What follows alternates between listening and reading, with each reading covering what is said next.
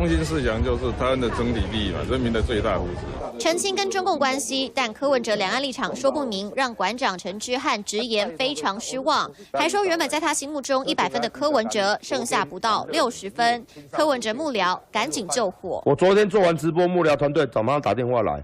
我们现在将相约了，柯文哲要来我现场跟大家解释。那馆长基本上是比较倾向我们，但是他很多疑虑嘛，对不对？所以我们还是有能力去跟人家说明哦，说得过就说得过，有时间我们就去。他有什么疑问，他就明着问，我们明着回答。想跟馆长面对面释疑，却抵挡不了退赞土石流。网络上发起的退赞潮，一个声量观测粉丝团统计，8月1号柯文哲粉丝数还有212万7744人，但到20号凌晨只剩下202万8893人，预计退赞人数将在20号当天达到10万大关。柯文哲阻挡救不了声量，郭柯王结盟原定18号桃园3结义也破局，但周刊爆料3人早就两各自密会过，结盟方向不变。民调就显示说，只有你跟郭台铭搭档才有可能会赢蔡英文跟韩国瑜。民调是现在的状态，所以是这样嘛？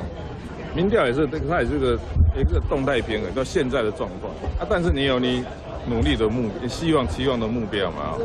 所以要从现在的状况怎么移动到我们期望的目标，那才是努力的目标。有别于之前在广播节目上大爆特爆，柯文哲说法明显变得保守，似乎就怕3人结盟真的破局。毕竟单打独斗恐怕已经没有制胜把握。3立新闻台北综合报道。